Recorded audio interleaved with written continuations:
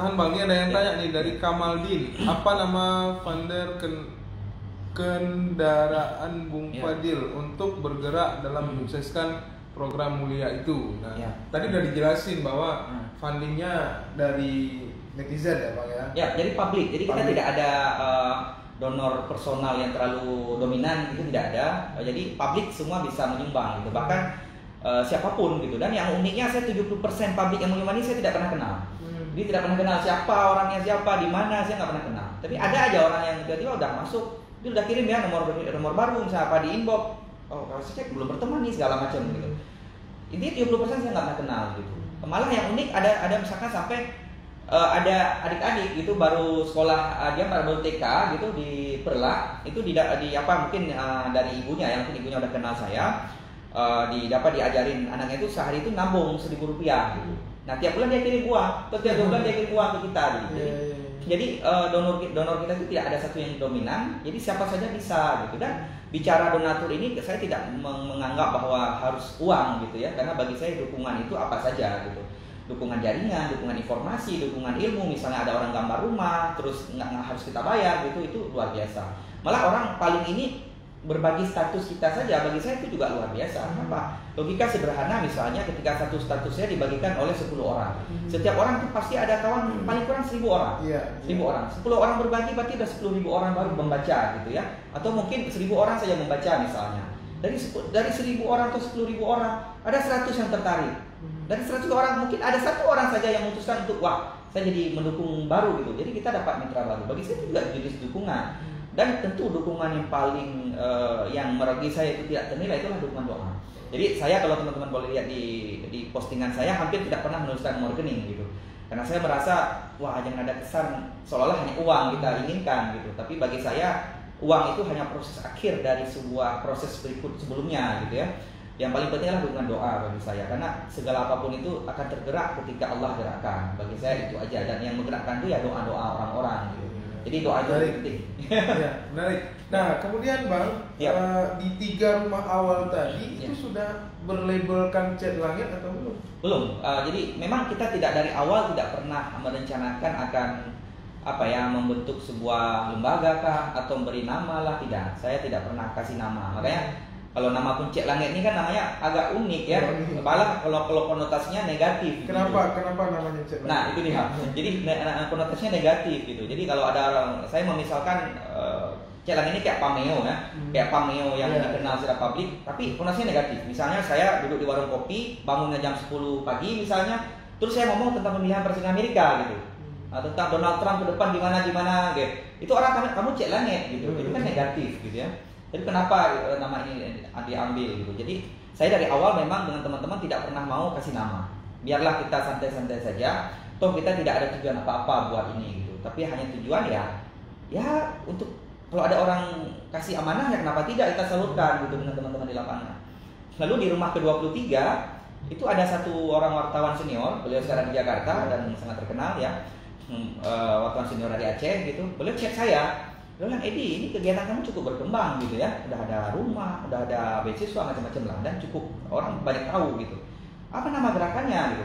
Saya bilang, Bang, saya nggak mau kasih nama Bang, biar gini aja saya bilang. Jadi kalau saya capek, saya akan istirahat saya bilang. Biar nanti ada orang yang mereplikasi kegiatan ini, biar orang tersebut kasih nama. Dan ayo kita dukung, kita sama-sama, kami kita istirahat saya bilang. Saya nggak mau kasih nama gitu ya. Lalu dia bilang gini, itu nggak bagus gitu dari segi akuntabilitas itu nggak bagus. Misalnya siapa tahu rumahnya misalnya bermasalah atau di lapangan misalnya ada tantangan apa gitu sehingga rumahnya nggak selesai gitu. Itu kan kesannya kayak nggak tanggung jawab gitu. Saya pikir ada benarnya juga yang beliau katakan, meskipun saya tetap pada prinsip saya nggak mau kasih nama. Lalu saya bilang ke beliau, Bang, atau gini aja, abang aja yang kasih nama, dia bilang. Ya karena menghormati senioritas beliau, dan saya katakan saya akan setuju apapun nama yang abang kasih, dia bilang. Lalu beliau bilang, kasih nama Cat Langit boleh? Boleh, saya bilang, udah. Ada di situ lah, muncul nama Cat Langit, ya udah gitu. Bagi saya nyaman-nyaman aja, bagi saya apapun namanya nggak terlalu penting bagi saya. Yang penting adalah kita melakukan apa. Gitu. Jadi kalau Anda melakukan hal yang mudah-mudahan baik, gitu ya apa namanya nggak ada masalah. Meskipun kalau orang sebut Cat Langit, orang akan senyum dikit gitu, akan apa nih gitu kan.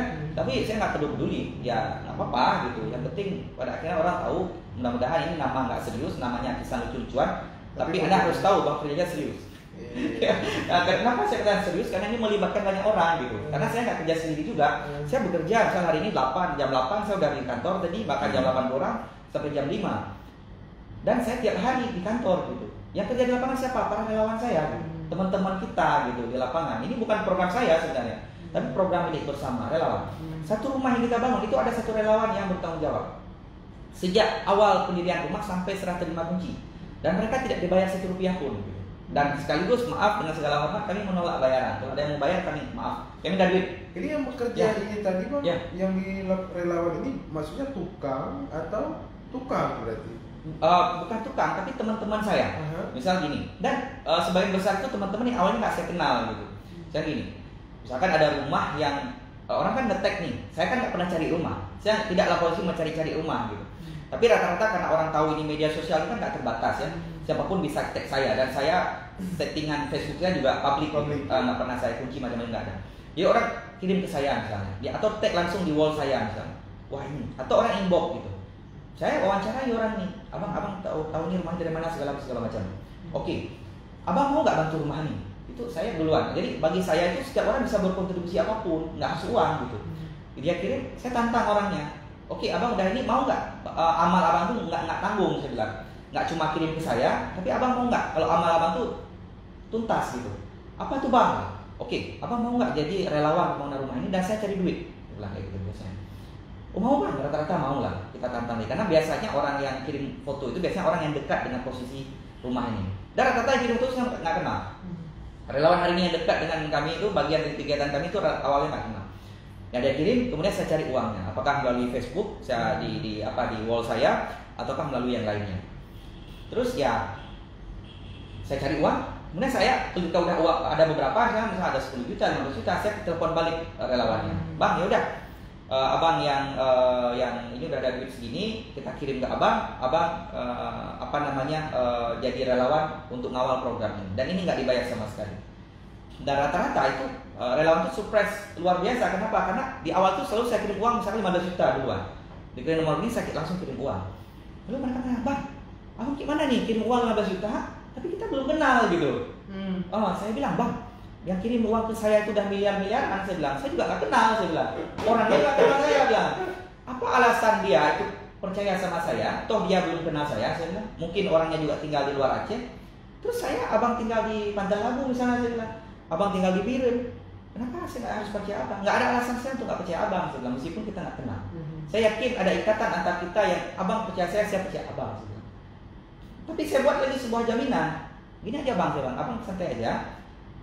Kalaupun abang bawa lari uang 15 juta itu, saya bilang, saya jamin 100%. Saya bilang, ini jaminan seorang muslim. Saya bilang, saya tidak akan pernah lapor polisi uang itu. Silahkan abang bawa lari, nggak apa-apa. Gampang, 15 juta itu kecil, saya bilang. Saya bisa cari gantinya. Dan saya cari relawan lain, biar relawan yang tanganin, dan saya tinggal kasih tugas ke relawan lain itu untuk ini. Abang tidak akan saya ganggu, saya bilang, abang bawa lari aja, nggak apa-apa. Udah, dari situ rata-rata relawan itu merasa, wah kok bisa ya kayak gitu. Ya, gitu. Dan rata-rata relawan itu selalu seperti itu. Kita bukan kondisikan sih, tapi memang saya mau seperti itu gitu. Saya bagi saya terlalu banyak waktu yang saya habiskan untuk jumpa dulu, untuk kenal, untuk berapa kos yang habis, berapa waktu yang habis, berapa segala macam. Berarti tiap daerah beda-beda relawan dong, Pak? Beda. Jadi kalau misalnya ini lagi bangun di PD Jaya nih, rumah ke 103, 104 PD Jaya, itu Bang Iskandar relawannya. Beda. Sekarang ada juga di Aceh Utara, itu yang bangun relawan lain lagi. Dan itu bukan itu baru rumah, yang beasiswa itu juga ada relawan masing-masing. Misalnya ada seorang yang mendampingi satu orang anak yang kita kasih beasiswa, ada relawannya. Relawan itu tugasnya apa? Mengantar beasiswa, ngefoto rapor si anak untuk kita kirim ke donornya, dan mendampingi proses pembelajaran si anak itu, meskipun nggak terlalu intensif ya, tapi minimal dia kasih masukan lah segala macam. Karena ini relawan pure relawan memang tidak dibayar, dan mereka punya kerjaan sendiri masing-masing. Tapi ya beda-beda, semua ada relawannya. Jadi saya justru agak jarang ke lapangan, tapi relawan di lapangan yang bekerja. Iya. Nah, relawan tadi bang, kata abang kan nggak dibayar Rp1 pun. Betul. Jadi mereka memang ikhlas bekerja sampai tuntas. Atau gimana bang? Ya ikhlas nggak, saya pikir urusan mereka masing-masing ya. Saya pun nggak bisa klaim saya ikhlas gitu ya. Ketika saya posting mungkin di postingan Facebook saya bahwa ini ada yang like berapa orang gitu ya, mungkin di hati saya masih ada seperti itu. Saya pikir saya nggak bisa klaim saya ikhlas. Dan saya juga tidak bisa klaim bahwa ini hal yang sepenuhnya baik gitu. Siapa tahu ada muatan nggak baiknya. Siapa tahu mungkin di belak balik ini mungkin ada hati kita yang wah saya ingin terkenal gitu. Mungkin teman-teman di lapangan juga ada yang seperti itu. Saya nggak bisa klaim itu. Tapi yang jelas yang ingin saya katakan sejauh ini belum pernah ada kita misalkan membayar relawan itu. Malah ada satu lembaga misalnya kemarin dari Singapura itu minta kita kerjasama dan mereka dikasih semacam honor gitu. Saya bilang enggak, saya nggak mau. Tapi kalau memang mau program ini tetap jalan, karena bagi saya prinsipnya tidak ada tantangan untuk sebuah kebaikan gitu. Jadi jangan ada halangan lah. Karena ini no. Jadi saya katakan ke lembaga ini gini aja. Bapak punya lembaga, saya paham bahwa lembaga ini butuh ada program gitu, butuh brand segala macam. Ini aja relawan saya kasih rompinya perusahaan Bapak atau lembaga Bapak, relawan kita pakai rompinya perusahaan Bapak. Nggak ada masalah sama sekali. Toh kita nggak perlu bendera, nggak perlu apa kita kejar gitu, nggak apa-apa. Saya bukan politisi, saya bilang yang harus saya naik ke depan dari jadi anggota dewan, bukan. Saya bilang saya PNS biasa, yang ini juga akan berpengaruh banyak pada apa yang mungkin karir dan sebagainya, nggak biasa aja gitu. Jadi pada akhirnya begitu. Jadi bagi saya ya nggak butuh hal-hal seperti tadi gitu. Jadi teman-teman ya artinya gini, saya ingin teman-teman nggak ada beban gitu Bang. Jadi saya ingin teman-teman tuh nggak ada beban di lapangan, nggak ada ini harus kalau kita nanti ada spanduk nih kita foto pakai spanduk dan sebagainya.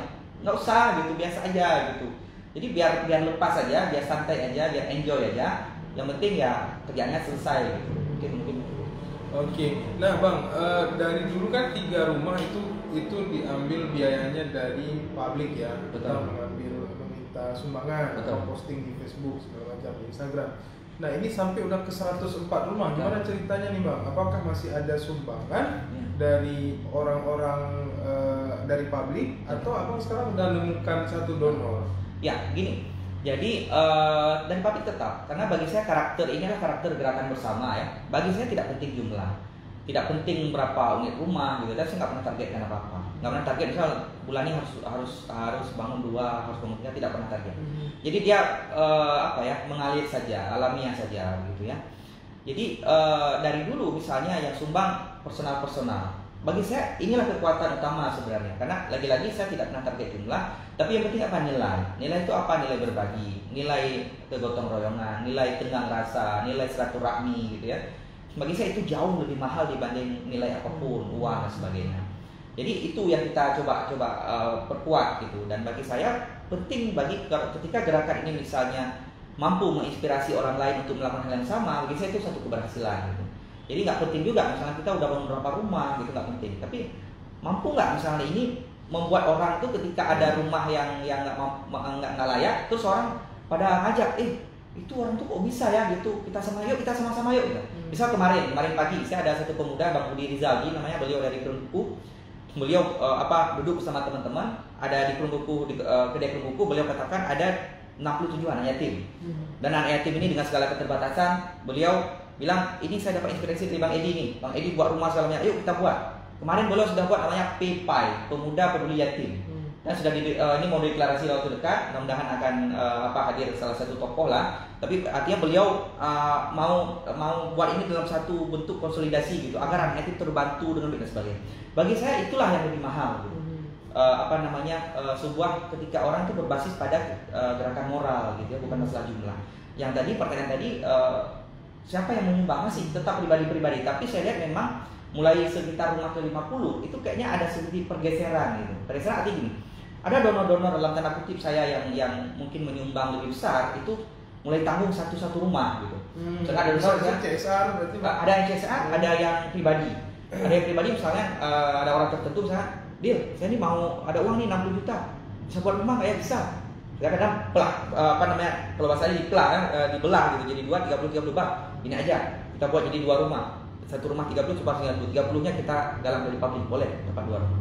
Ada orang misalkan yang langsung 50 juta gitu, ayo 50 juta satu rumah dapat gitu. Ada terakhir kita dapat misalnya juga dari salah satu perusahaan ya, itu sampai 25 rumah gitu. Tapi tetap kita hitung dalam gerakan kita, kenapa? Karena kita jalankan melalui cara-cara sosial juga gitu. Jadi relawan di lapangan nggak dibayar segala macam gitu, dan kita nggak dapat untung gitu, nggak beruntung sama sekali. Jadi seperti itu. Jadi ada semacam pergeseran memang. Tapi yang donatur dari pribadi kecil-kecil gitu dari segi jumlah, tapi ini bukan membeda-bedakan ya. Bagi saya tidak penting membedakan jumlah, tapi yang penting keikhlasan dan partisipasi dan sebagainya. Jadi ada sedikit kalau saya buat semacam grafik gitu, mungkin ada beda tren gitu. Jadi mulai nomor ke-50 itu banyak tren yang mulai donor-donor besar-besar gitu, misalkan langsung satu rumah, malah perusahaan ada juga gitu yang mulai jadi satu bangun langsung 2 rumah, misalnya yang terakhir 1314 rumah yang kedua terakhir itu langsung didukung oleh orang Aceh di Australia misalnya, ada lembaga Jambu Charity Australia misalnya yang mereka langsung satu rumah, terus ada orang Aceh yang di Queensland Australia juga, tapi mungkin negara bagiannya ya, mereka juga langsung satu rumah gitu. Jadi misalnya nggak lagi wah ada orang nyumbang 100.000 dan meskipun tetap orang nyumbang tetap ada gitu. Misalnya ini udah rumah 104, orang yang udah mulai nyumbang tuh rumah ke 105 itu udah mulai ada. Jadi orang tuh pada nggak nunggu juga lagi, misalkan wah ini lagi dibangun, mereka langsung, Dik ini udah 104 udah ada donor, kami nyumbang 105 ya gitu. Udah mulai nih yang 105. Jadi sambilan juga apa orang pada ngirim, saya juga seleksi gitu dalam waktu ini selesai rumah kita udah dapat rumah yang paling cepat untuk kita bangun. Rumah 105 sekarang sudah ada, Bang? Belum ada, karena bagi kita gini, sebenarnya sasarannya banyak gitu ya. Jadi setiap orang yang kirim saya tuh bentuk dalam satu file gitu. Tapi kita artinya gini, saya katakan belum ada kenapa? Karena bagi kita nggak punya satu harus ikut antrian misalnya enggak gitu. Tapi bagi kita adalah mana yang paling posisinya paling riskan gitu. Misalnya gini, ada satu rumah, ada kepala keluarga laki, ada keluarga perempuan gitu, dua-duanya masih lengkap gitu ya. Ada anak 3 misalnya. Ini yang paling sedih, rumahnya mau jatuh misalnya. Tiba-tiba di detik terakhir kita mau bangun, ada satu orang dengan kepala keluarga perempuan, nggak ada lagi kepala keluarga laki-laki misalnya, dengan rumah yang hampir sama mau jatuh juga, anaknya juga banyak. Nah ini tiba-tiba akan menggeser yang ini, kita bangun yang lebih parah. Jadi seperti itu. Jadi kita cair saja. Kenapa? Karena toh kita kan bangun sangat terbatas, paling sebulan 1 unit 2 unit. Jadi kita harus pastikan betul bahwa yang dapat ini betul-betul yang sangat parah gitu ya. Jadi yang lain bisa tergeser cepat gitu ketika misalnya kita dapat yang lebih parah. Dan kita berusaha sangat kuat untuk tetap concern di di kriteria tadi. Jadi yang betul parah.